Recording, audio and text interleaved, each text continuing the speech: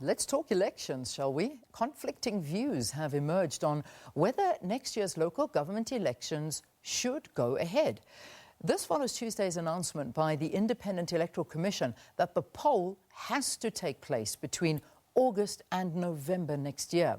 Some parties, including the EFF, have called for a postponement due to the COVID-19 pandemic, while others, such as the DA, argue that would be interfering with the constitutional rights of South Africans.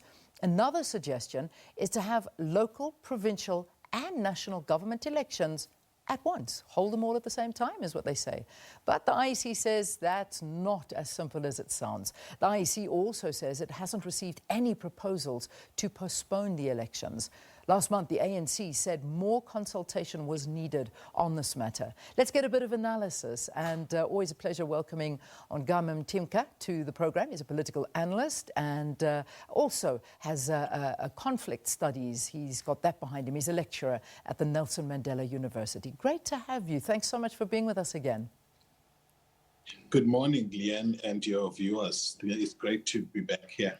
I mean, talking about elections at a time like this is quite a difficult conversation to have, because no one knows where we're going to be from today till next week, never mind today until August 2021. I mean, what do you think? We're in very extraordinary times, but elections going ahead, do you think, what are your views on this? Indeed, Leanne. So if we look what's happened globally, about 67 countries this year and territories have decided to postpone elections, which were scheduled in the period between late February to around about early June. So in the US, the debate is raging on also with, for example, questions being raised about the internal party political processes of the Democrats and the Republicans, with the Democrats considering different options of hosting even their own Congress and alternative voting methods being considered. So there's quite a has taken place. We have got some time in South Africa, given the fact that our elections are next year, but you can understand the ANC and the EFF's position, or reported position several weeks ago, which where they were open to postponing the election. Because one of the things that we must be mindful of, Leanne, here are both party political processes, but also practical implications outside political parties around, for example, how long will the requirements for social distancing remain with us? Could they remain with us next year? And what about the internal party political processes that need to take place? The DA has got to have its own Congress this year. The ANC has NGC, which has not been held yet. And then there will be regional conferences. So the entire value chain, if you like, that leads to an election is based on mass gatherings, which for now have been precluded.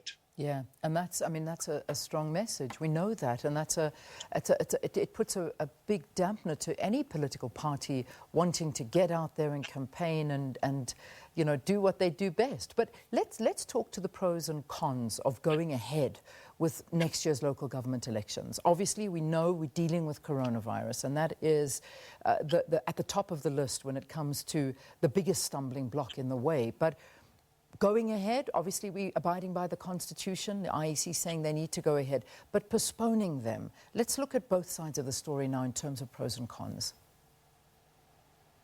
Sure.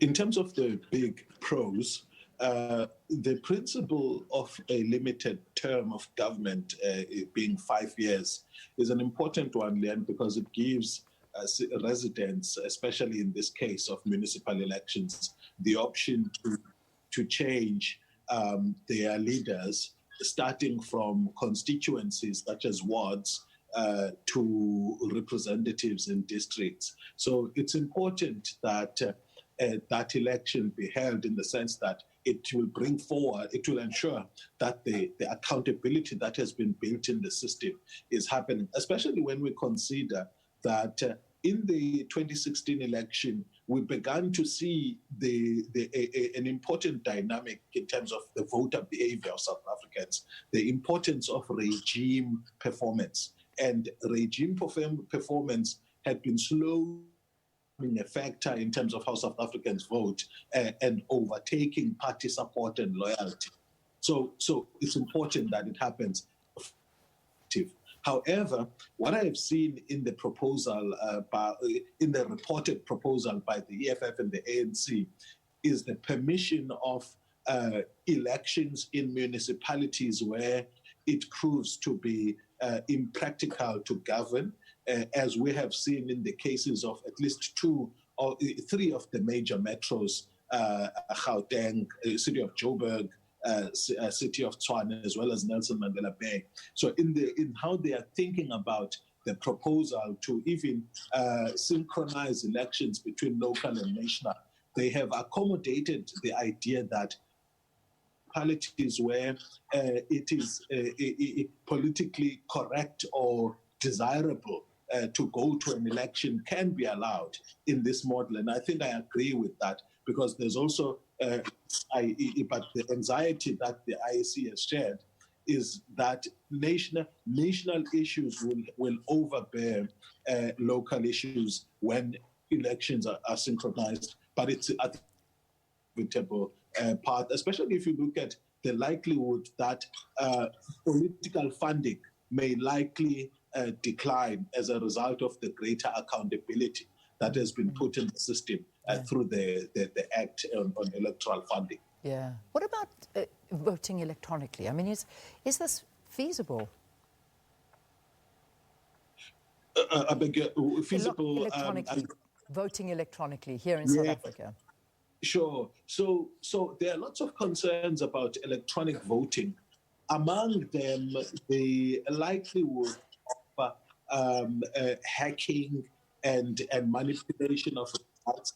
But I do believe that over time, the security systems that have been coming up, it can actually prevent the attempt to a fraudulent activity may happen. But I mean, this is a consideration even in developed countries like in the US, where you find there are concerns about electoral voting. So if that is a consideration in a developed country with supposedly very robust intelligence systems, I mean, it would be a legitimate concern in South Africa too. But I think that gradually that we should be moving. I see, for example, the ANC has attempted, has raised that debate internally to try and deal with vote buying, where their proposals were that should electronic and possibly see whether it was possible for all the members of the party to vote who are in good standing. I know that pre the conference at Nasrec, this is one of the proposals that were coming from the Eastern Cape. So I think the debate must continue, but the legitimate concerns over security do need to be addressed. I want to just update viewers as to what we're showing you in the corner of the screen. Mtimka, as you are speaking, we're also keeping in our minds that today is the funeral of our late Zindzi Mandela, and we as the SABC have got these live visuals. We're following the vehicle that is now transporting her body to the Fourways Memorial Park Cemetery. That's where she is going to be laid to rest today, and you can see that there is a large contingency following that car, obviously family and friends and whoever else that are going to be gathering to say goodbye to her. And just a reminder, this is going to be a private ceremony, so we won't be broadcasting inside what happens during the ceremony, but we will certainly show you as much as we can in terms of giving Zindzi a send-off that she certainly does deserve, and what the SABC has always been known for, sending off these incredible individuals that have lent their voices and in times their lives to the struggle for freedom in South Africa. So what you're seeing now is the body of Zindzi Mandela being transported to the Fourways Memorial Park from Soweto. Mtimka, let me just carry on talking to you, because that is playing in the background, and we always are vigilant and aware of this going on. But let's get back to the elections, and we've spoken about possibly having electronic and these kind of things taking place. I mean, I even wonder. I mean, yesterday there was a big story of Twitter's accounts being hacked, and some of the biggest names in the world having their accounts being hacked into and tweeted from. I mean, if we can do that, you worry that the manipulation will come in and that these won't be an easy thing. But we can talk about that another time. So in its preparations, the IEC might have the machinery and the resources ready, but because of the pandemic, a number of by-elections have actually had to be put on hold. Do you think that it actually might be wishful thinking that the IEC can actually even pull this off? I do think that the IEC is covering its tracks in terms of communicating the message that it is prepared to have the election. I think that what they may be doing is they don't want the postponement to be blamed on the readiness of the Electoral Commission. And I think it's correct to do that, because a political decision must be taken about whether the elections are postponed. And it's important for them to communicate that message so that whatever agendas may be there among political parties other than having a free and fair election is not, they are not used as an important message that they are sending. Obviously, questions around the demarcation board and how it has not been able to conduct its activities are questions that are important, because leading to a local government election, there's usually those updates in terms of which ward boundaries, which for practical purposes, get revised. So I think the IEC, I don't think they may be thinking that the election is going to continue, but it's important for them to send the message so that it is not, their issues of their readiness are not as among the reasons. So, and in doing so, they are making it squarely a political decision that has to be taken. And by the way, I think they were quoted earlier last month, saying if the ANC and the EFF wanted to postpone the election, nothing stopped them from working together to ensure that a decision is passed in Parliament to that effect. Yeah. Very quickly, Ongama, just one final question to you. There have also been suggestions from some political parties that what they actually do is forego this election, then combine both the general and local government elections in future. I mean, what would your views be on going that route instead? From a political economy of elections perspective, I think that's a good idea, in the sense that you align the voting.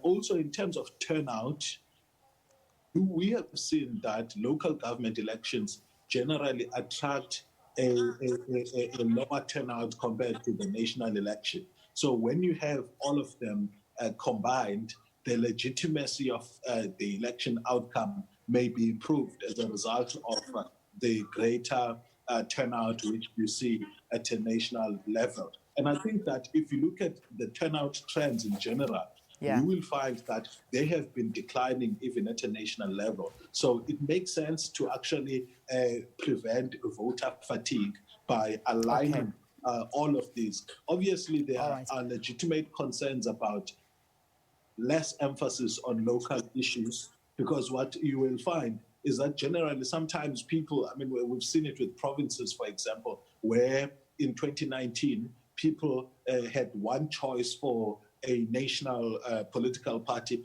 and that choice wasn't carried through when they were voting at a provincial level. Okay, Ongama, I'm going to have to interrupt you. The local dynamic gets added on. But I think that with the court ruling, constitutional court ruling, permitting the contestation by independent candidates.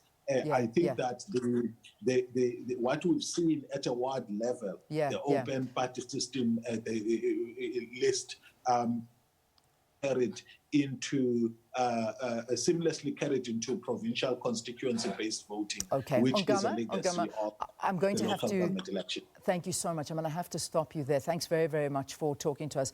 Political analyst Ongama Mtimka talking to us about the upcoming elections there. But in the same time, thanks again, Ongama, for your time. But